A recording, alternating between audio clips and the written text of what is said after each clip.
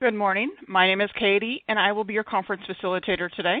Welcome to Chevron's first quarter 2023 earnings conference call. At this time, all participants are in a listen-only mode. After the speaker's remarks, there will be a question-and-answer session, and instructions will be given at that time. If anyone should require assistance during the conference call, please press star and then 0 on your touch-tone telephone. As a reminder, this conference call is being recorded. I will now turn the conference call over to General Manager of Investor Relations of Chevron Corporation, Mr. Jake Spearing. Please go ahead. Thank you, Katie. Welcome to Chevron's first quarter 2023 earnings conference call and webcast. I'm Jake Spearing, General Manager of Investor Relations. Our Chairman and CEO, Mike Wirth, and CFO, Pierre Breber, are on the call with me. We will refer to the slides and prepared remarks that are available on Chevron's website. Before we begin, please be reminded that this presentation contains estimates, projections, and other forward-looking statements. Please review the cautionary statement on slide 2. Now, I will turn it over to Mike. All right. Thanks, Jake. Chevron delivered strong financial results again last quarter, the 7th consecutive quarter with return on capital employed greater than 12%. This enabled another record for cash return to shareholders while maintaining a strong balance sheet. Since our Investor Day 2 months ago, we've remained focused on executing our plans, achieving important milestones on our project in Kazakhstan, continuing to build activity levels in the Permian, positioning Bayou Bend to be one of the largest carbon storage projects in the United States, and safely and reliably delivering oil, products, and natural gas that help power the global economy. Next week, we'll publish our corporate sustainability report. I encourage you to review it on our website as we provide updates on the ESG topics that matter to our business and our stakeholders. In closing, while commodity markets remain uncertain, our approach is unchanged. Capital and cost discipline applied to advantaged assets in both traditional and new energy businesses, and steady returns of cash to shareholders. You can see that consistency in our actions and our results. Now over to Pierre to discuss the quarter. Thanks, Mike. We reported first quarter earnings of $6.6 billion or $3.46 per share. Adjusted earnings were $6.7 billion or $3.55 per share. We had one special item this quarter related to changes in an energy profits tax in the United Kingdom. The appendix of this presentation contains a reconciliation of non-GAAP measures. Strong operating cash flow enabled Chevron to deliver on its financial priorities during the quarter. A 6% per share dividend increase, higher CapEx within budget, net debt ratio under 5%, share repurchases at the top of our prior guidance range. Adjusted first quarter earnings were up over $200 million versus last year, despite 20% lower oil prices. Adjusted upstream earnings were lower, mainly due to realizations, and adjusted downstream earnings increased primarily due to higher refining margins. Both segments benefited from a change in timing effects. Higher interest income and lower accruals for stock-based compensation decreased all other charges. Compared with last quarter, adjusted earnings were down $1.1 billion. Adjusted upstream earnings decreased primarily due to lower realizations. Other items include the absence of last quarter's dividend withholding tax at TCO and lower exploration and transportation expenses. Adjusted downstream earnings were essentially flat. Lower margins and volumes were offset with higher chemical earnings and other favorable items, including trading results. Lower accruals for incentive-based compensation decreased all other net charges and also benefited the operating segments. First quarter oil equivalent production was down about 80,000 barrels per day from last year due to the expiration of a contract in Thailand and the sale of our Eagle Ford asset. This was partially offset by growth in the Permian.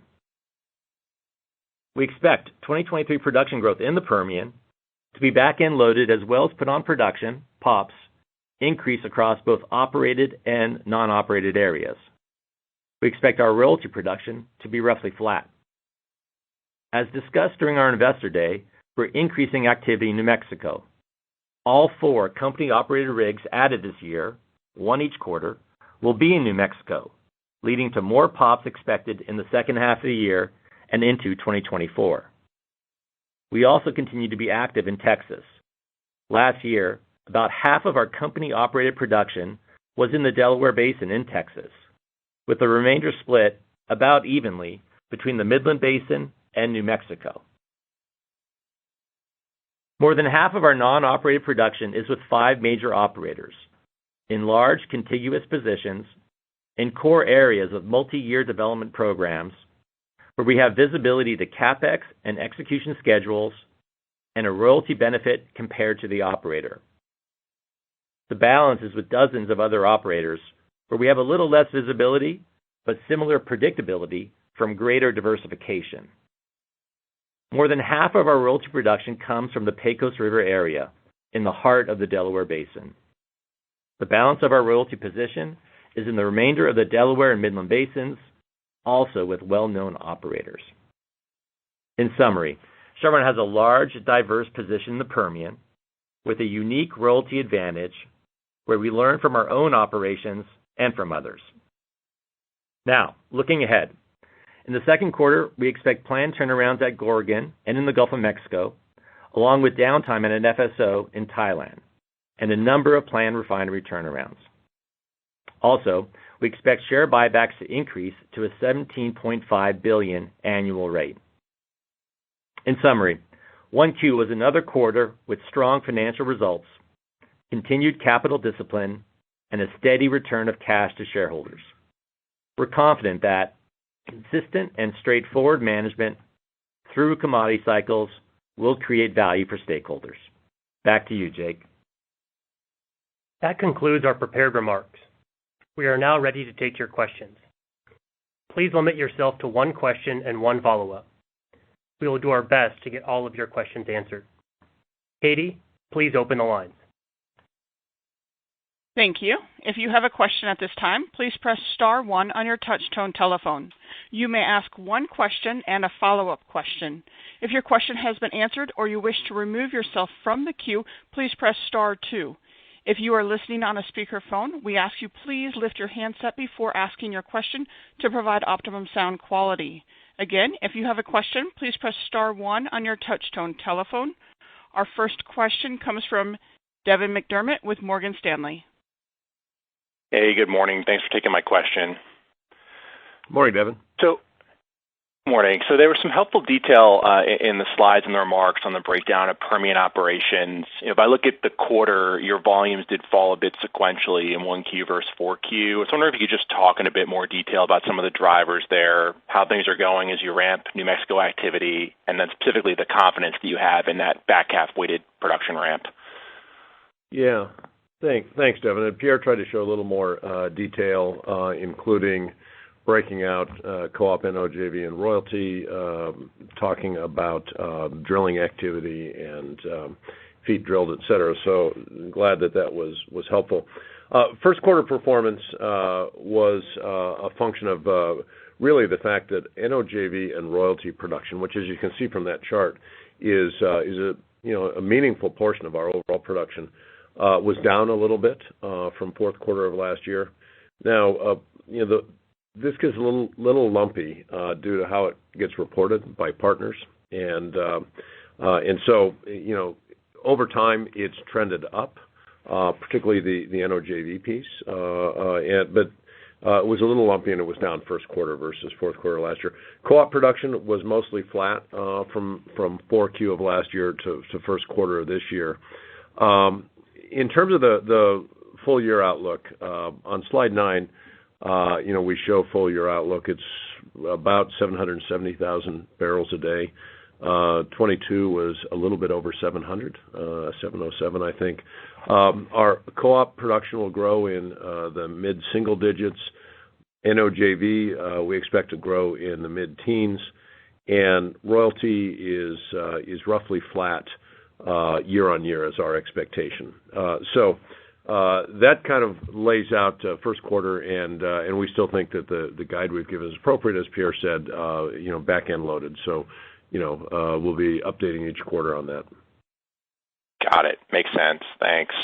And my follow-up is on TCO, and it's exciting that we're now less than a year away from startup there. And back at the Investor Day, you noted that you had shifted to commissioning and the startup work for WPMP. I was wondering if you could just give us an update on how things are going there, latest expectations on timing, and then also the key milestones that we should be keeping an eye out for the balance of this year ahead of startup. Yeah, absolutely. I actually was in Kazakhstan earlier this month. I had a chance to meet with the President of the Republic, some other senior officials, and also spent time down at Tengiz and visited the job site, talked to both people from our construction team, people from the commissioning team, people from operations as we're preparing for startup. And I'll tell you, it looks a little less like a construction site and a little bit more like a plant than it did the last time I was down there. So the progress is very obvious. The headline I'll give you is there's no change to our cost or schedule guidance. We expect WPMP startup to begin by the end of this year. Now that's a conversion of the field from high pressure to low pressure, so that will take some time as we take all the metering stations and field infrastructure down to low pressure, but that will still begin by the end of this year. And the startup of the future growth project, the portion that adds 260,000 barrels of oil production, that will begin by mid next year. Both of these require a series of turnarounds and tie-ins and things like that. So it's quite a complex set of activities to get us to the point where we've got everything online. But there's a lot of work behind us. While I was there, we achieved mechanical completion on the third generation sour gas injection facility, which was ahead of schedule. And there were a number of milestones that I mentioned, or we talked about at the Investor Day, that we've achieved. So we completed tie-in of the fuel gas system to the first gas turbine generator. We fired that generator, so we know that it's working. In the second quarter, in terms of milestones to watch for, we're working to commission boilers, a steam system, other utilities that are required for the startup of the pressure boost facility, which is the key driver of that conversion from high pressure to low pressure field operations to enable sustained well deliverability. In the third quarter, we expect mechanical completion of the future growth project. And then, as I said, we'll begin startup activities on the field conversion to low pressure by the end of this year. So those are some of the key milestones, and like I say, a lot behind us, but there's still a lot of complex work ahead. We'll be updating you on it every quarter. All good to hear. Thanks, Mike. All right, Devin, thank you. We'll take our next question from Neil Mehta with Goldman Sachs. Yeah, thank you so much, Mike and Pierre. The first question is just around the LNG portfolio. A lot of volatility in the global gas markets over the course of the last year. Just be curious how you guys are seeing the outlook and any updates on your portfolio, particularly down in Australia, where I recognize you're going to be taking some maintenance, but it seems like it's operating pretty well. Sure. So, look, overall, it's been a bit of a wild ride in gas markets over the last year, and we've seen prices extraordinarily strong. If you go back 2 years ago, they were extraordinarily weak, and they've certainly moderated now as we've had warmer weather in the northern hemisphere through the wintertime, as the situation in Europe has, I think, become a little more stable. Certainly, inventories both in Europe and in the U.S. are much healthier than people were concerned about it at one point in time. And so we're into a market that still is perhaps strong by historic standards, but certainly not nearly as strong as what we saw. Operations at Gorgon and Wheatstone are running very well. We had a record number of LNG cargoes go out of Australia last year. It was 10% better than the best year we've ever had.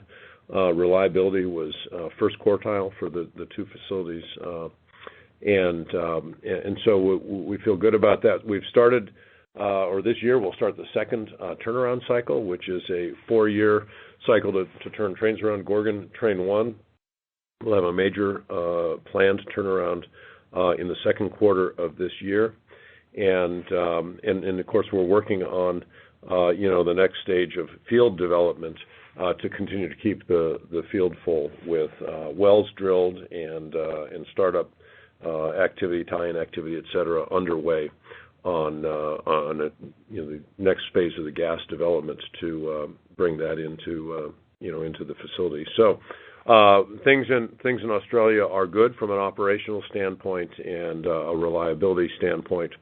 More broadly speaking, we continue to look at opportunities in our LNG portfolio beyond Australia. Certainly, we've talked at some length about the Eastern Med, so I won't belabor that. But we've looking at concepts and expect to select a concept on the Leviathan expansion by the end of this year.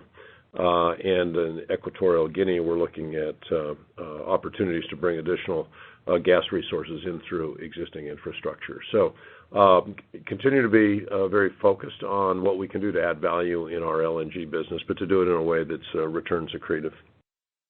Yeah, that's great. And then the follow-up is just on return of capital, and I think you guys have been pretty clear about the range that we should be thinking about from a buyback perspective. Just on dividend growth, just talk about how you expect that to track relative to your free cash flow per share expectations. Yeah, I think we have been clear on buybacks, so I won't spend time on that. On dividends, I would say our track record should speak for itself. Of course, these are decisions that are made by the board each year, but we've got 36 consecutive years now of higher payouts over the last 5 years. Our dividend growth per share has been double that of our closest peers. So we've sustained this not over the long haul, but also in the short term through the volatile period of time that we've seen. Our dividend track record, I think, stands very well. Reiterate our four financial priorities, the first of which is to sustain and grow the dividend. As I just mentioned, 6% increase earlier this year and a compound annual growth rate of 6% over the last 15 years. So, I think, again, I'll say our track record on the dividend speaks for itself. I think Pierre mentioned that, the quarter we just closed included the highest ever cash distributions to shareholders for the fourth consecutive quarter that we can say that, and we're very mindful of continuing to deliver cash in a predictable and consistent manner back to shareholders through both of those vehicles. Yeah. Thanks, Mike. Okay, Neil, thank you. We'll go next to Roger Reed with Wells Fargo. Yeah, thank you. Good morning.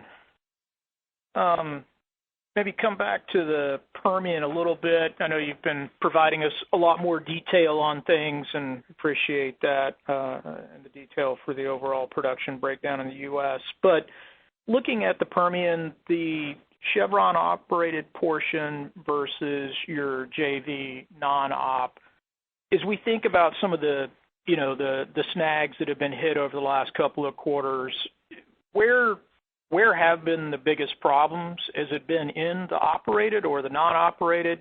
And then as you think about correcting those over the next couple quarters, how much of that is Chevron control versus partner?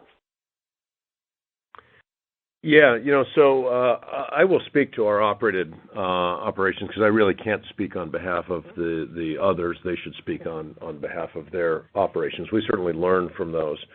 But, we spent a pretty good amount of time at the Investor Day talking about the learnings on drilled but uncompleted wells that had sat for a long time, talking about the prior basis of design for the wells, including spacing and proppant loading, talking about multi-bench development. And we've learned a lot from our own operations, and those learnings are augmented by the things that we learn from others. And so we talked about more single-bench development, more activity.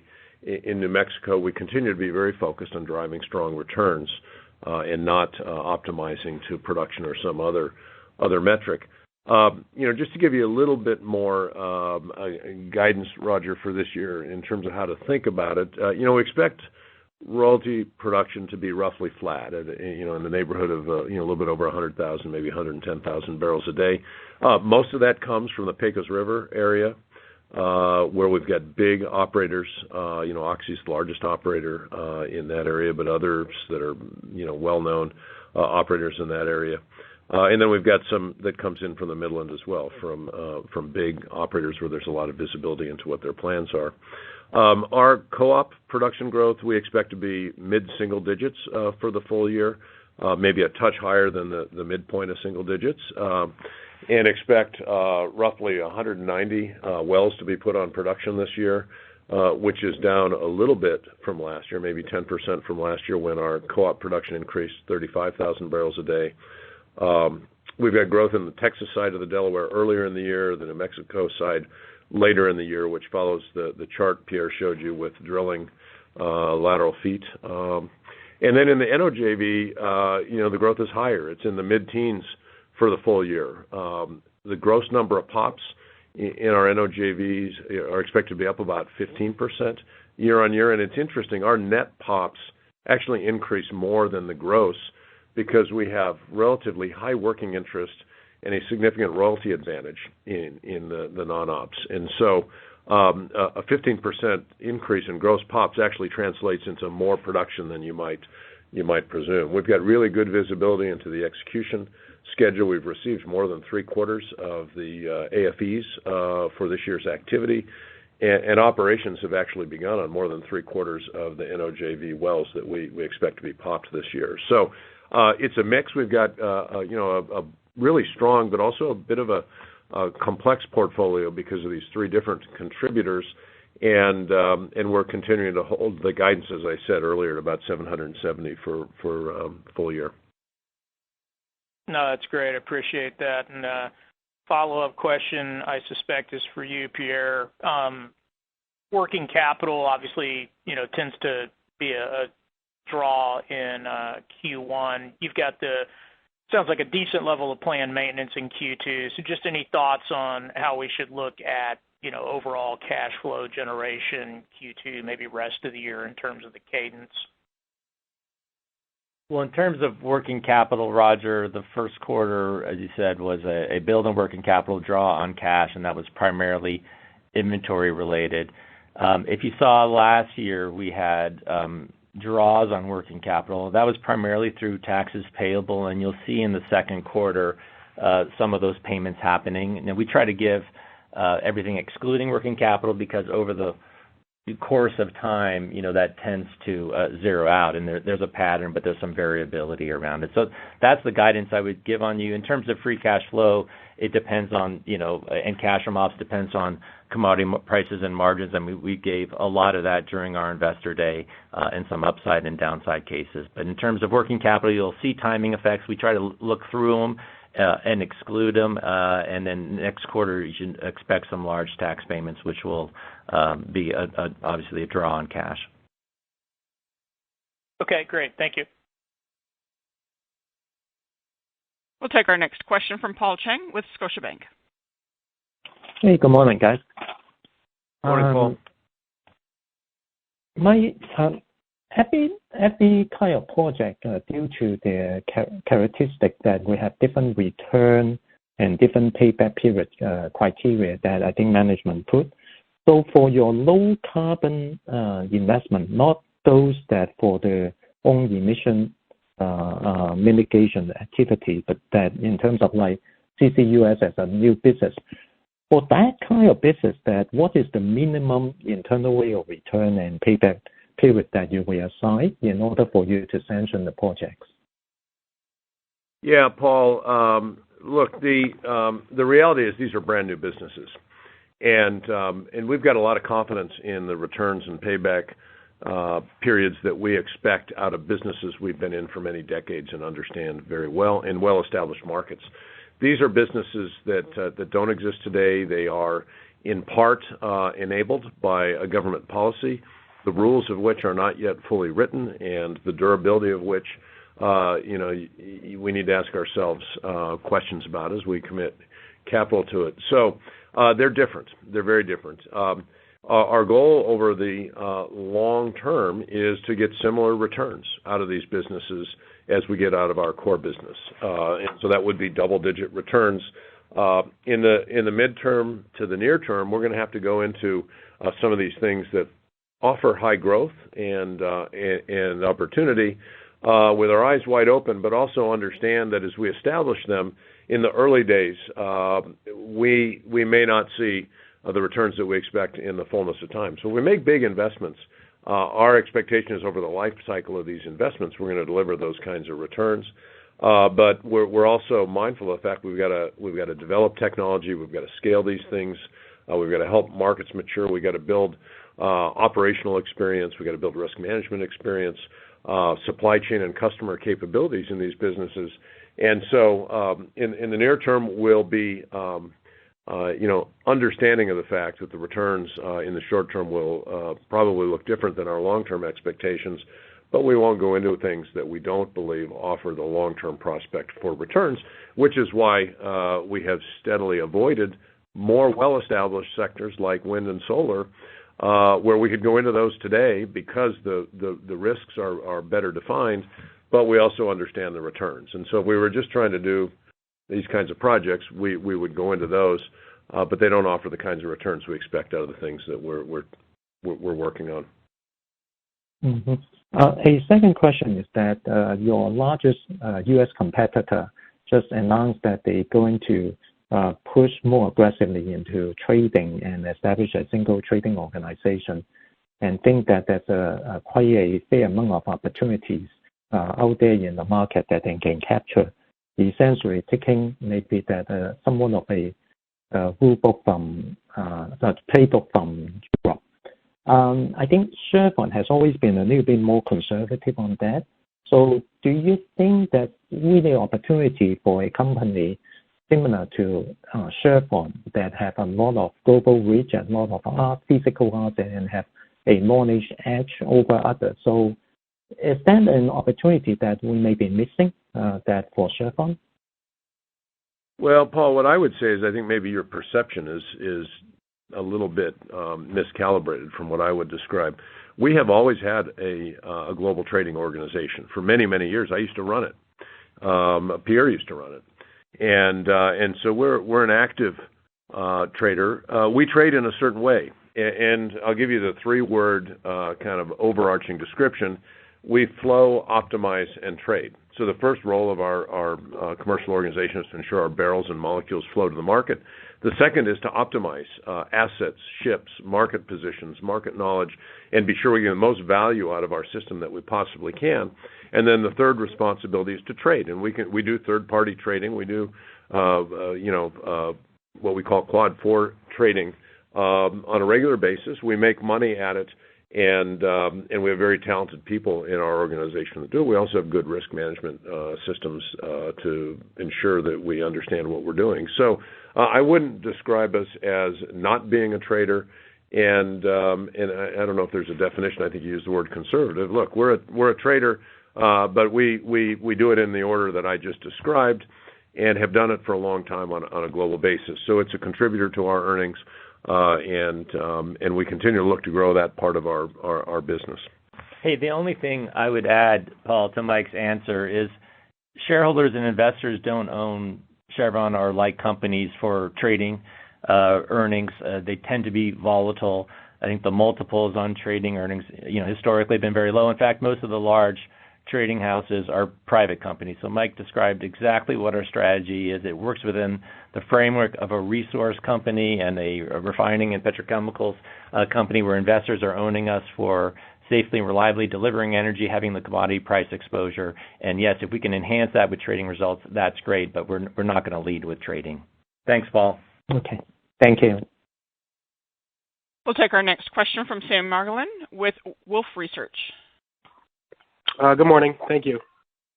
This one's just a clarification question on something you said about the Permian, because I think it's important. In the NOJV section, because you stack royalties with the NOJV acreage, your growth rate in the NOJV portion actually exceeds the growth rate of your partners as they report it. Is that That's the correct interpretation, right? That's what we're trying to communicate? Yeah, I mean, because we not only get our working interest production out of that, but because we also have, and we have relatively high working interest in most of these ventures, so it's not dissimilar to the working interest of the operator in most cases. But then we also have royalty advantage, and we account for that, or we report that to you through that NOJV. What we describe as royalty barrels are pure royalty, where we've got no capital, we've got no working interest. We're just collecting royalty as the landowner. But you're correct in your interpretation there, Sam. That is why our NOJV is growing a little faster than our co-op production for the same levels of activity. Okay. Thanks. And then just as a follow-up, this is on capital allocation, and understood that you have the range out there in the buyback, but the range is pretty substantial, and there is a decision to make right now about where to be within the range, about whether to preserve cash for an opportunity that might come in a downturn, if that's what looks like is on the horizon, or whether to stay at the top end because we're in sort of a market equilibrium in the commodity environment, and you feel good about the pace. And I'm not asking you to predict the future, but it would be great to sort of hear your thoughts directionally about, the value of kind of preserving cash on the balance sheet for a rainy day, or, maintaining a faster pace. Thanks. Yeah, I'm going to invite Pierre to say a couple of words, but Sam, we tried to lay out a couple of cases at Investor Day that showed you in two different price environments what our capacity was to operate and be within the range.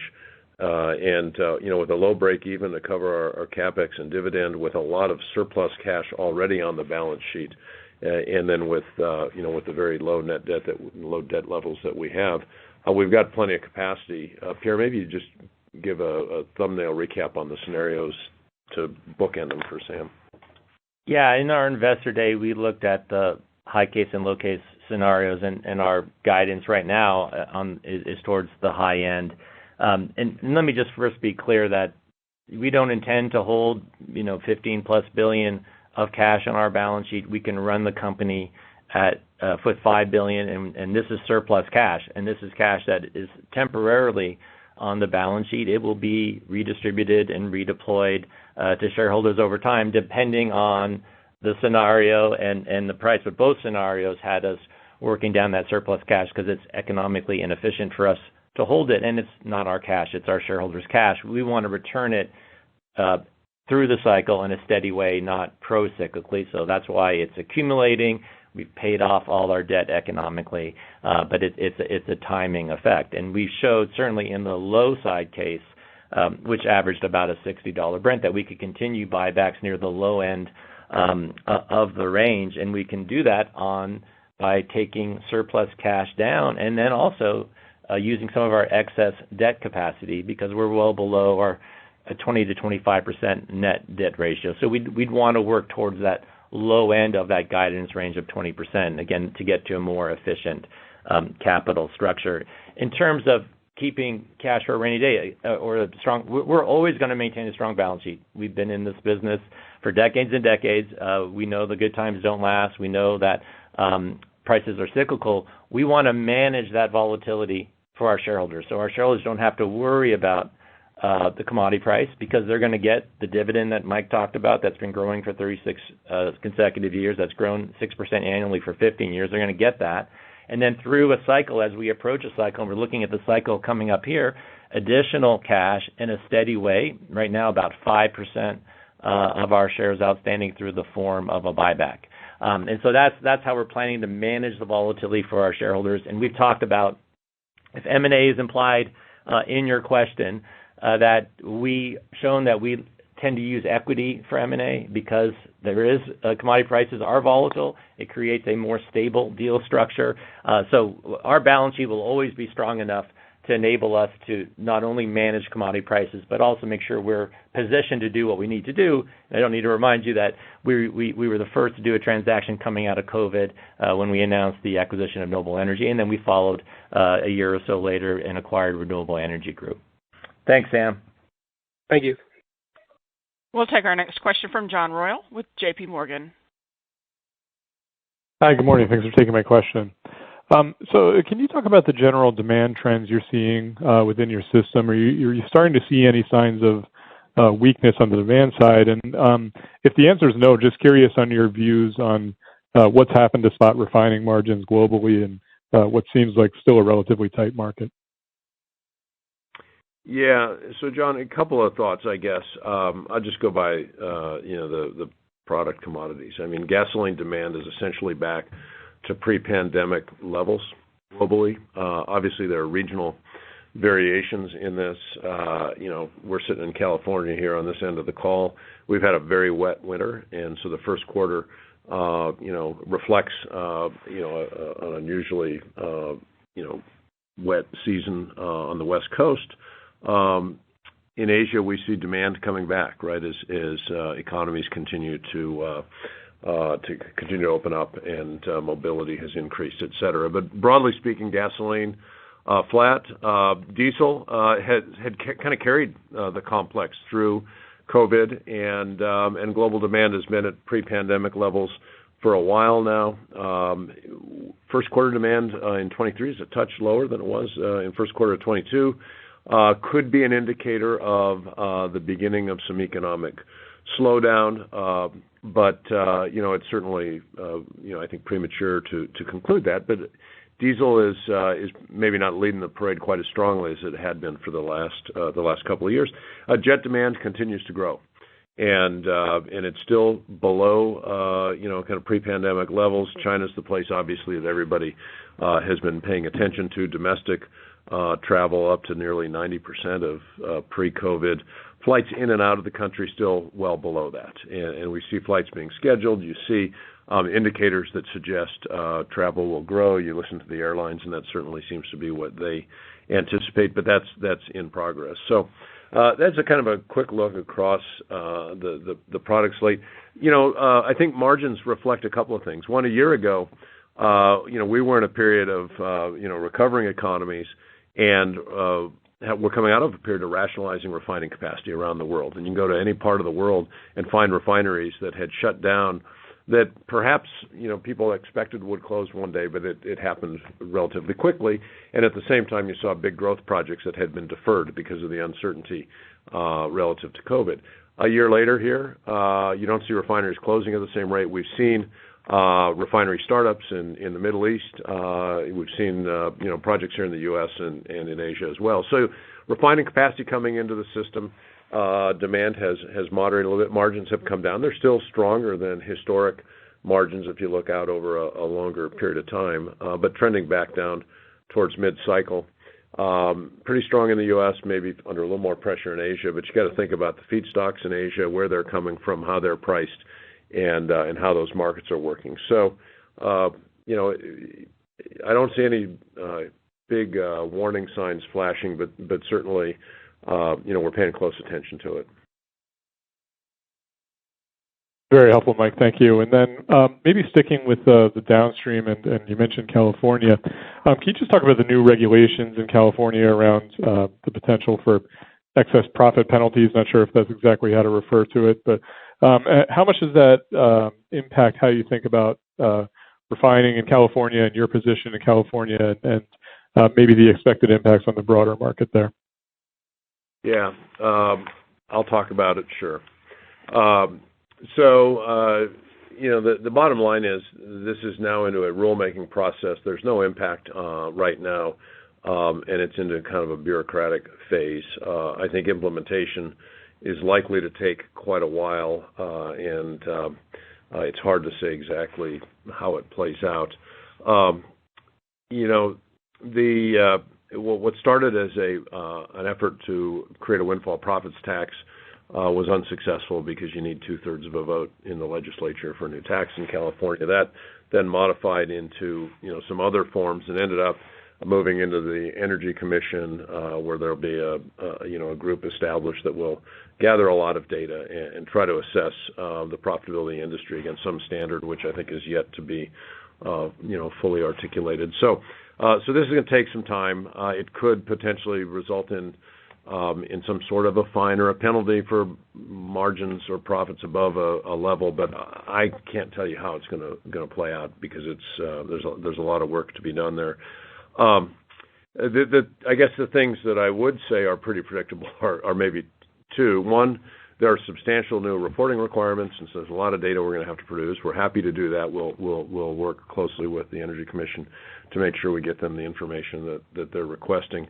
And then the second is I don't think this does anything to encourage investment or new supply, which is really what's needed in a marketplace, a commodity market, to bring prices down on average over time. In fact, I think it runs the risk of doing the opposite, of discouraging investment, of decreasing supply over time, which, if demand does not moderate, will tend to exacerbate volatility and over time probably result in, on average, higher levels of price. So that's about all I know about it at this point, and we'll watch it as it unfolds. Thank you. We'll take our next question from Doug Leggett with Bank of America. Hey, good morning, guys. This is Kalei on for Doug, so thanks for taking the question. The first one is on the new Permian disclosure. So you guys are forecasting flat royalty volumes, so I'm wondering, as that becomes a smaller part of the production mix, how is the cash margin from that asset affected going forward? Well, the royalty barrels have essentially an infinite margin, and so I think you and Doug can do the math as it's a slightly lower percentage, then that'll be a part offset. But there's lots of other drivers that we're doing to enhance margins, and we've shown return on capital employed near 30% at $60 Brent equivalent for our Permian. So it's a high return, low carbon asset, and the royalty barrels, as you know, come with virtually no costs, and that's part of the advantage that we have. Understood. I appreciate that, Pierre. My second question goes to TCO. Just wondering if we can get an update on timing of first oil from the new expansion project and the dividend magnitude for 2023. Yeah, so the expansion project, as I said, there's a lot of turnarounds and activity both this year and next year. And at our Investor Day, we laid out a bar chart that gave you an idea on production. The real, I think the time, as I said earlier, when you're going to see the production growth will manifest itself in 2024 because the next 2 years we've got a lot of these turnarounds, tie-ins, et cetera, in place. So, Pierre, you can guide on dividends. No change in our affiliate dividend guidance that we shared on the last call of $5 to $6 billion for the full year. That includes Tengiz and our other affiliates. We expect, like last year, a dividend in the second quarter that'll be modest, and then a larger dividend in the fourth quarter. TCO continues to hold more cash on its balance sheet to manage through both completing uncertainty around the project and around transport alternatives. But that cash will come back over time. It's been performing very well. But we don't give specifics on that by year. It's embedded in our overall affiliate dividend guidance. I appreciate that there's still some turnaround to work through, but as the production hits a steady state, what do you expect the dividend cadence to look like? So, as I said, last year it was in 2 quarters. This year, it'll be second quarter and fourth quarter, and it's up to the TCO board of directors to make dividend decisions going forward. Hey, thanks for your questions. Our next question comes from Josh Silverstein with UBS. Hey, thanks. Good morning, guys. Just curious about the pace of rig activity in the Permian. You guys are adding 1 per quarter this year. A lot of that's going to be to support growth next year. I'm just curious, as you're continuing looking forward into next year, do you need to add 4 more rigs next year to keep kind of that 10% growth pace? Is it less because you're getting more efficient in the Delaware production? I'm just curious how you're thinking about the step up in activity going forward. Yeah, we've pulled rigs down dramatically in 2020, and we didn't want to surge back with everything all at once. And so, we entered this year with 10. We expect to exit this year with 14 co-op rigs running. And I think, consistent with the longer-term production profile that we've outlined, we got a big base business that does have decline underneath it, and so you can expect us to add some additional rigs as we move into 24. And then I know there's a lot of activity stepping up across the rest of the kind of lower 48, Haynesville, DJ. They're a little bit more on the gassier side. I'm curious if you guys are pulling back any activity because they're a little bit more gas prone in this price environment. Thanks. We're adding a rig in the Haynesville. We talked about that for a number of years, building up to that activity. Gas prices are going to be volatile, and frankly, we need to get developing that resource. We have some offset operators, and so if we don't get after it, it's a time for us to do that. The DJ still has a heavy liquids component, no change in our plans. In fact, the DJ in Argentina or a couple of other areas where we expect production the second half of the year to be higher, where we're increasing a little bit of activity. And again, all of that's within our existing CapEx budget. Thanks, Josh. We'll go next to Ryan Todd with Piper Sandler. Good, thanks. Maybe first off, just a quick follow-up on the comments earlier on and the question on trading. In the international downstream, your earnings were particularly strong this quarter, and I think in the slides there's a $270 million positive other bar on the chart there. Is that primarily trading? And anything to read on that going forward? Is that something that likely reverses, or maybe some clarity there? You're right. We refer to it. I would not say it's primarily. It's a lot of factors, and we pointed out to that.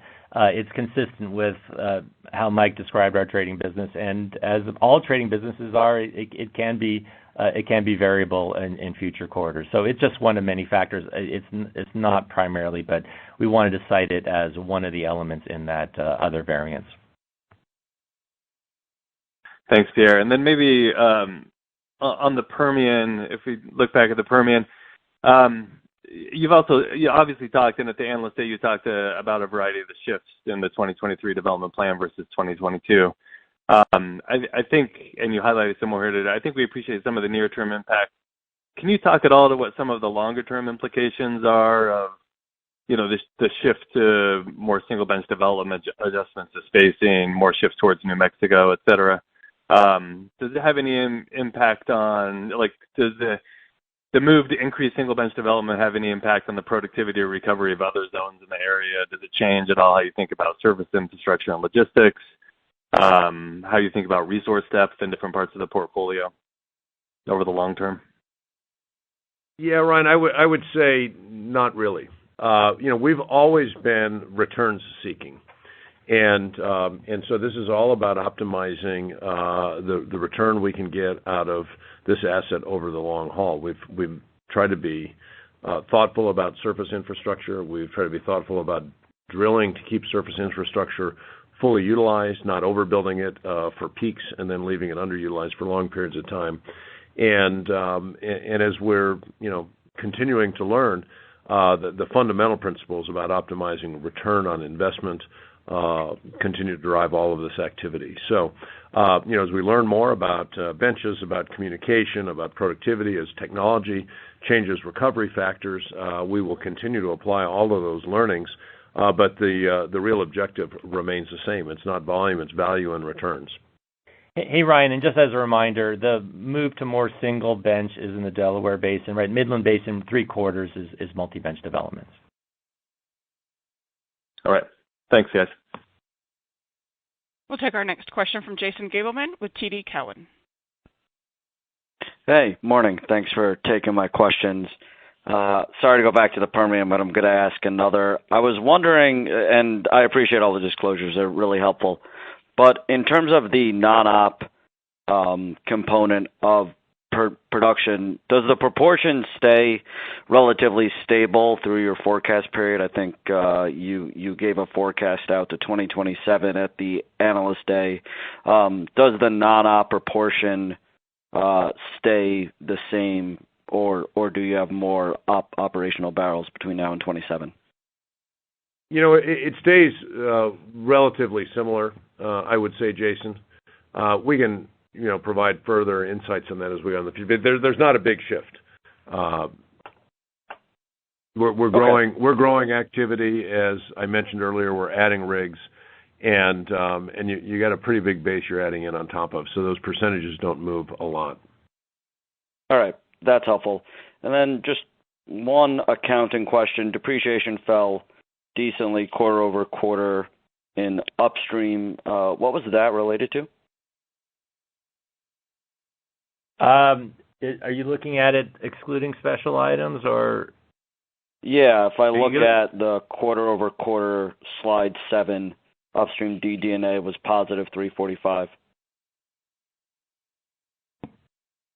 Yeah, why don't you follow up with Jake? That could be tied to some exploration activity. Okay, thanks. We'll take our next question from Biraj Borkhataria with Royal Bank of Canada. Hi there. Thanks for taking my question. I wanted to ask about Namibia. You recently farmed in a few months ago. Could you just walk me through plans for the next 12 months or so, what you've got penciled in? And then I've got a follow-up on something else. Thank you. Sure. So we've completed seismic acquisition in Namibia at the end of February, and that's being processed right now. And so I can't really comment any further on that. We certainly are mindful of others who have had certain exploration success in the region, which is encouraging. But we need to do the work on that and then determine what the next steps are, which can include drilling exploration wells. So stay tuned on that. As we got more information, we'll share it with you, Biraj. Okay. And then just on a different topic, but cost inflation, because more and more you hear some of the service providers talking about improving pricing and so on. So could you just comment on your latest thoughts and what you're seeing on the cost inflation side outside of the lower 48? Thank you. Sure. So really no change to our mid-single-digit inflation guidance in our current year capital spending. As you note, in the lower 48, there are some areas where we planned for higher inflation and are seeing that. I'll remind you that a lot of what we do in our procurement activities are longer-term contracts that are either fixed price or index-based. We've got detailed cost models to challenge price increases. We commit volumes to certain things over longer periods of time to try to create a win-win between us and our suppliers. And so we've not seen some of the cost push through that you would see if you were buying services or commodities inputs on a spot basis or then current basis because we manage that activity differently. For instance, on offshore rigs, we're fully contracted for this year. We came into the year with 3 rigs working in the Gulf of Mexico. They're generally below current market rates, and so I think we're managing this well. The one thing I would say is, given these kind of index-based contracts, there are periodic reviews where we will reset based on market indicators, and so in the second quarter, in certain parts of our business, we'll be going through this with some of our partners, and we'll see some resets on there that'll probably reflect a little bit of the inflation that I referred to earlier that's already built into our plans. But I think we're managing all that within the range that is embedded in the guidance we've given you. Great. Thank you very much. Thank you, Biraj. Thank you. We'll take our last question from Neil Dingman with Truist Securities. Hi, this is Patrick Enright on behalf of Neil Dingman.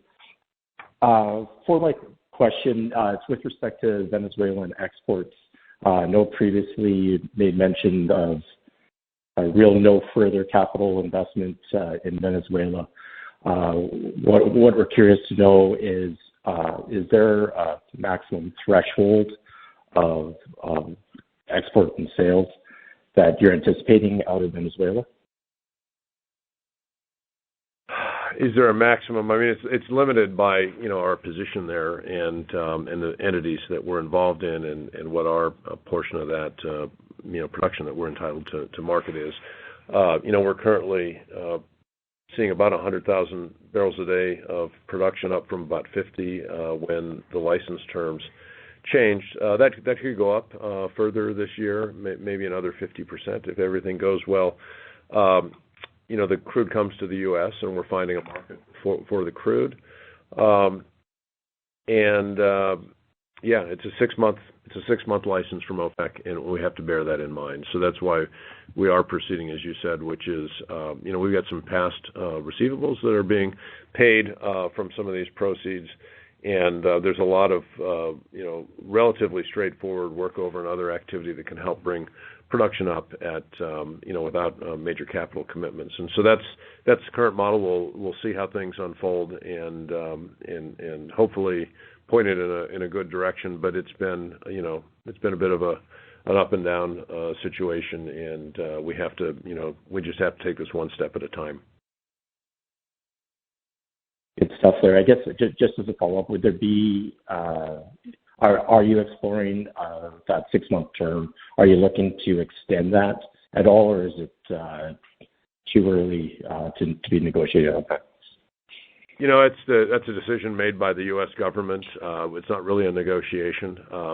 It's their decision, and it's a policy matter. We're asked for input, and so we provide input on these things. But for the last several years, these things have had relatively short time lines associated with them, and so we're in full compliance with all the conditions of the sanctions and intend to stay that way. And we'll just see how the policy making turns out.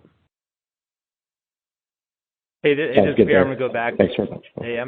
This is Pierre. I'm going to go back to Jason's question. Lower depreciation is really 3 drivers. Some of it was the absence of some abandonment accruals that were in the fourth quarter, so you can view those as sort of non-recurring. And then some of it is due to new rates. So each year we revised our depreciation rates based on additions to approved reserves, and those rates are a little bit lower. And then, of course, first quarter production was a little bit lower than fourth quarter production. So lower volumes also contributed to that lower depreciation. Zach, I would like to thank everyone for your time today. We appreciate your interest in Chevron and your